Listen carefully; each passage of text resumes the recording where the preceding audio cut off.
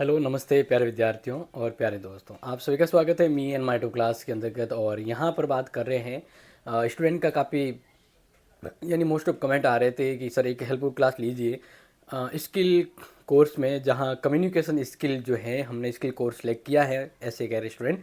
तो उनके लिए मॉडल पेपर यहाँ पर दे रहा हूँ, ठीक है ना। देखो, इस कम्युनिकेशन स्किल जो है ये आपका हिंदी और इंग्लिश दोनों मीडियम में पेपर आएगा।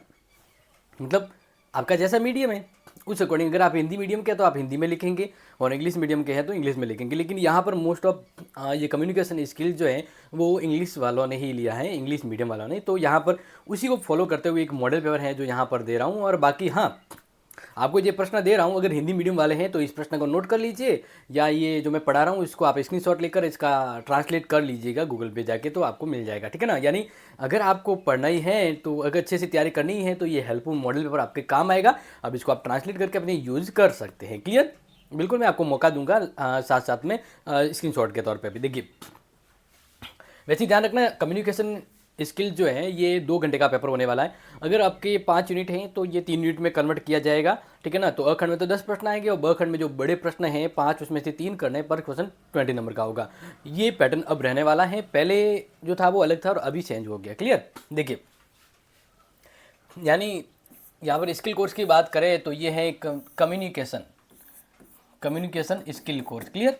देखिए, सेक्शन फर्स्ट में शॉर्ट क्वेश्चन आंसर। जब पहला क्वेश्चन है, why is the English language is the important for the competitive world, ठीक है ना। यानी इसका इंपॉर्टेंस है कि आज के समय में इंग्लिश का क्या इंपॉर्टेंस है। देखिए, English is the global language is for the communication in the business, education and the international relation. It help people from the different linguistic background connect and access vast knowledge of resources. यानी English communication आज के समय अगर हमें world communication करना है तो English के जरिए हो सकता है। दूसरा है definition phonetics and it's signification in communication. यानी देखो, फोनेटिक साउंड जो होते हैं ना, इसका इंपॉर्टेंस क्या है एज अ कम्युनिकेशन के तौर पर, तो उसके लिए ये इंपॉर्टेंट क्वेश्चन है। Phonetic is the study of the speech sound and their production, translation and the reception is help improving pronunciation, clarity and the understanding the spoken language. Okay, तो screenshot ले लिया होगा आपने। चलो बढ़ते हैं question number 3। What are the key element of the pronunciation. यानी pronunciation की गया है तो आप सभी को बताएं। The key element of the pronunciation include the stress, intention, rhythm and the articulation. These are the factor determine how the clarity and correctly word are spoken. कहने का मतलब है ना कि भाई हिंदी में कहते हैं भाई विराम चिन्ह वगैरह जो होते हैं जिसका कहाँ क्या क्या यूज़ करना होता है, तो उसी को यूज़ करते हम इंग्लिश को बहुत अच्छे से या कम्युनिकेशन स्किल में हम अपनी स्किल को डेवलपमेंट कर सकते हैं। Question 4, write a short note of the vocabulary building technique. तो vocabulary can be improvise by the reading extremely using the flash card, learning new word daily, pronunciation in the conversation and the using dictionary and their thesis, ठीक है ना। तो अब यहाँ पर ध्यान रखिएगा, कम्युनिकेशन स्किल के अंदर शॉर्ट क्वेश्चंस के अंदर नंबर 4 जो है वो आपको समझ में आ चुका होगा।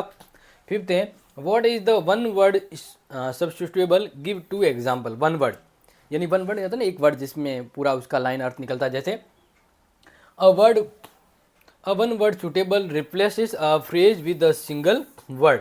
जैसे कि एग्जांपल ले लेते हैं, a person who right a book. एक पर्सन जो बुक लिखता है तो वन वर्ड क्या होगा? Author. One who love him country, एक व्यक्ति जो अपने देश से प्रेम करता है, पैट्रियट। तो इस प्रकार से ये वन वर्ड के रूप में हो सकता है और ये भी आपके आ सकता है। नेक्स्ट बात करते हैं, तो देखिए question number 6, explanation the importance of the listening skill in the communication. सुनने की जो स्किल है उसका कम्युनिकेशन में क्या इंपॉर्टेंस होता है।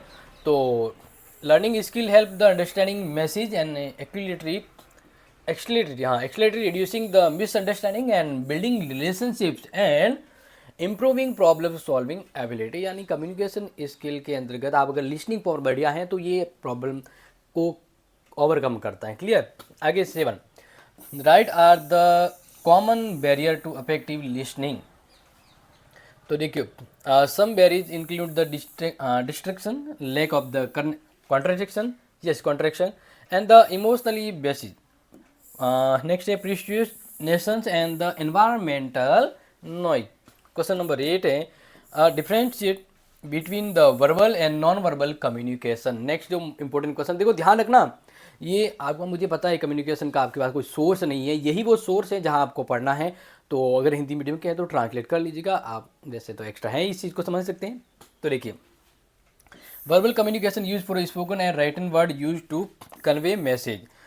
तो नॉन वर्बल की बात करें तो non verbal communication include the body language, यानी हाव भाव करना नॉन वर्बल कहलाता है। गेस्चर, फेशियल एक्सप्रेशन एंड वगैरह। देखो एक तो बोल के होता है, जो यहाँ पर बोलने एक वर्ड हो गया, कुछ क्या कहेंगे वर्बल, जो बिना बोले तो वो हाव भाव इशारों से किया जाता है। क्लियर? तो चलो आगे बढ़ते हैं इसी तरह से। नेक्स्ट आपके, तो question number 9, what is the precious writing, giving the example. Precious writing, देखिए precious writing is the art of the summarization of passage well as the returning its main ideas. देखो यहाँ पर हम बात करते हैं प्रीशियस राइटिंग का, तो इंपॉर्टेंस है ही कम्युनिकेशन में। एग्जाम्पल के रूप में, 100 word passage about the climate change can be reduce to the 30 word while keeping the essential message intact, यानी समराइज के तौर पे।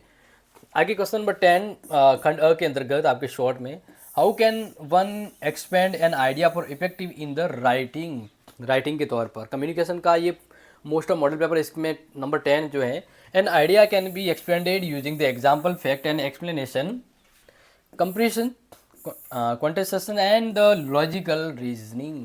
तो इसको इफेक्टिव बनाने के लिए होता है। ओके, एंड द क्वेश्चन 11 मैंने जोड़ दिया क्योंकि देखो यहाँ पर ध्यान रखना, एग्जाम में तो आपके 10 ही शॉर्ट आएंगे क्वेश्चन, लेकिन मैं कुछ एक्स्ट्रा यहाँ पर ऐड कर रहा हूँ जो आपके छोटे बड़े में काम आएगा। ठीक है, तो देखिए, what are the key component of the CV and resume. CV and resume, जब सीवी रिज्यूम बनाते ये बड़ा क्वेश्चन आ सकता है, तो मैंने इनको भी शॉर्ट में रखा है। ठीक है, जो यहाँ पर जो मैंने छोटे क्वेश्चन करवाए वो बड़े क्वेश्चन में भी आ सकते हैं, बड़े क्वेश्चन में आ सकते हैं, जो बड़े क्वेश्चन यहाँ पर है वो शॉर्ट में भी समझाएं, यानी अल्टीमेटली आप इन प्रश्नों को भी तैयार कर सकते हैं। और इसमें कुछ इफेक्टिव जैसे पॉइंट है तो उसको आप डिस्क्रिप्टिव तौर पर लिख सकते हैं। द की कंपोनेंट इंक्लूडिंग, कहाँ पे सीवी के अंदर, सीवी के अंदर क्या इंफॉर्मेशन होती है, personal information, career objective, educational qualification, work experience, skill and achievement और रेफरेंस। तो ये सभी एलिमेंट जोड़ते हैं और रिज्यूम बनता है। वैसे पॉसिबल हुआ तो एक्स्ट्रा क्लास लेंगे, लेकिन फिलहाल इसमें ये ध्यान रखिए कि रिज्यूम के समझ में आपको बहुत सारे आइडियाज़ हैं वो मिल जाएंगे, रिज्यूम किस प्रकार से कैसे होता है। और इसके अलावा अगर आपको फिर भी इनके नोट्स वगैरह चाहिए तो आपको पता है कहाँ जाना है, हमारी ऐप जो है, ऐप का नाम है क्लासी सेट। तो बाकी इनके सबका डिटेल से नॉलेज और पूरा स्किल कोर्स जो है वो आपको अवेलेबल हो जाएगा। देखिए आगे 12, mention the 3 important skill requirement to face an interview. इस इंटरव्यू के दौरान क्या इंपॉर्टेंट रिक्वायरमेंट होती है, पहला confidence and positive body language, good communication skill, तीसरा knowledge about the subject and the company, तभी इंटरव्यू सक्सेसफुल होता है। And the next, what are the essential element of the effective presentation.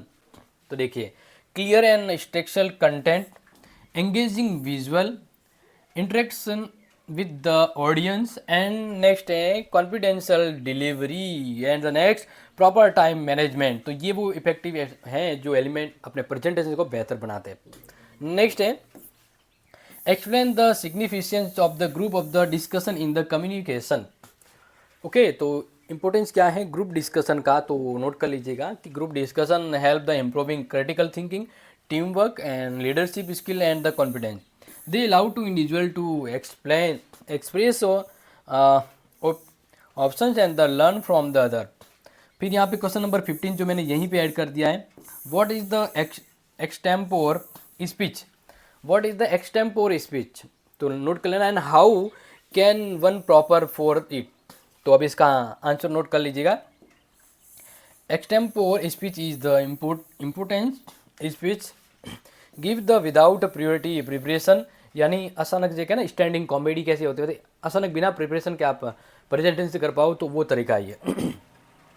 to prepare one so stay updated on current topic and practice to quick thinking and the organized thought clarity before the speaking। तो इसी तरह से ये जो important questions आपको दिए जा रहे हैं वो आप अच्छे से नोट कर लीजिएगा। तो टोटल मैंने मॉडल पेपर की तरह ही है, इसमें आपको 10 शॉर्ट क्वेश्चन बता दिए और पीछे के जो 15 क्वेश्चन बता दिए, वो बड़े हैं, लेकिन मैंने आपको शॉर्ट में थोड़ा सा आंसर भी बता दिया है। लेकिन ये बड़े क्वेश्चन है तो आपको एक्स्ट्रा एक्सपेंड करके लिखना होगा, और इसके आपको नोट्स जो हैं वो मिल जाएंगे हमारे ऐप पर।